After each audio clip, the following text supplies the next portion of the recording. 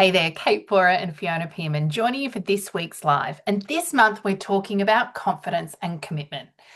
And it's a great place to start this year's conversation. This time of year, we can't help but think about maybe what we want to be different, setting our goals. And inevitably, you will hear people talk about the rhetoric of New Year's resolutions and how everyone gives up on those resolutions, by February. And so, this conversation around commitment, I think, is really valuable to dig in and understand what your relationship with commitment is, and importantly, how it links to confidence. Yeah, we wanted to explore this because we see time and time again people not achieving what they set out to, for things falling by the wayside, other priorities taking over, good intentions that don't last the distance. And so by unpacking this, we're hoping to resource you and to get you to think about what would it take for me to follow through, to have that commitment.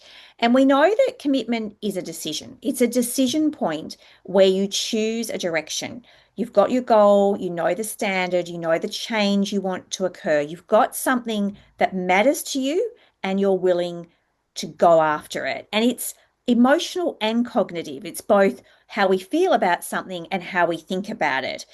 It's choosing a different and mostly a better version of ourselves. I'm saying it matters to me and I'll prioritize this over other things.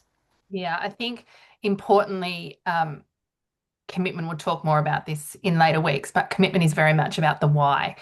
That this is important to me, and so I'm willing to say no to other things so I can say yes to these things. And this is where the link comes into discipline, which is really the follow through, right? It's the behavior that means that we will say yes to something even when it feels uncomfortable, even when we can't be bothered, showing up when we'd rather delay, procrastinate, do something else, holding a boundary, saying no to something even when it feels uncomfortable, and maybe doing something, going to the gym when no one's watching or no one knows that, if I let myself down. And so I think what's interesting is when we have this conversation around discipline, is its relationship with willpower, something I've always been really interested in, particularly in the context of exercise, food, all those sorts of things.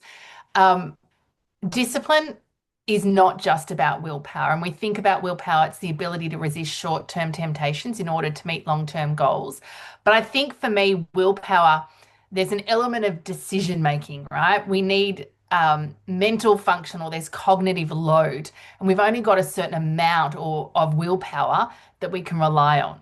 Yes. The other part of discipline that is super important and we find works in our business and personally is the structures, the habits, and really it's self-respect.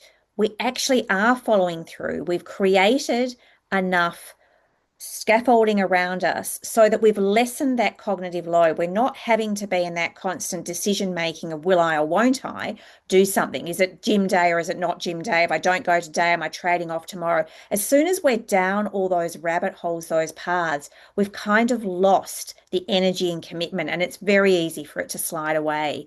So this discipline piece is very much when we make it a structure, when we make it scaffolding, it allows us to deliver on those commitments. So if we think about, commitments that why, discipline is the how. You can potentially have one without the other, but they're really meaningful when they come together. Yeah, I think one sets direction, right? The other delivers results. And it's useful to dig into, how does this connect or impact confidence? One of our favorite quotes that we share all the time is by Dan Martell that says, confidence comes from keeping commitments to yourself.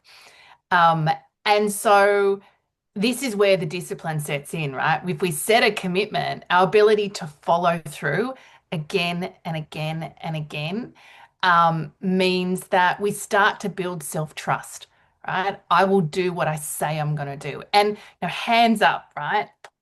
All of us, plenty of times, have made commitments to ourselves. Going to go to the gym on Monday at 6 o'clock. I'm going to go for a walk. I'm going to put my hat in the ring for that promotion. I'm going to negotiate that pay rise or have that tough conversation. We've all made those decisions and commitments. and then not follow through, right? So this is an experience and a truth that we all have. But when we do let ourselves off the hook, when we don't follow through, when we don't practice that discipline, it absolutely undermines our confidence and importantly undermines our self-trust. And when that's going on, it really erodes our sense of self and our certainty and our ability to show up and do the good work. So when we prioritize that discipline, that structure, that order in which I'm going to do things, we expand capability, we have more capacity, and we have more certainty. Every time we take that disciplined action in service of something, we get the evidence. We can handle more, we can deal with it, we can step up. And our confidence grows through that experience. And we know this is really important because this is the thing that breaks that self-doubt loop. Self-doubt will always thrive when we're avoiding things, when we let things slide, when we don't follow through. And so it's the commitment and discipline together. They break the pattern and they are the catalyst for us being willing to act before we're fully ready, to take that action, to take that step. And as we do that, it's the confidence we build within ourselves. Tim, we're going to leave it there. If you've enjoyed today's confidence conversation, we'd love to hear from you. And of course, we'd love you to share it with anyone in your network who we think or who you think would find it of value. If you'd like to dig into more of our confidence conversations, head over to our YouTube channel, hit subscribe. You'll be notified when all our new videos drop. Hundreds and hundreds, literally, videos over there. Of various different topics, conversations that we know you'll find valuable. And if and when you're ready to go deeper with your relationship with confidence, head to our website, coreconfidence.com.au.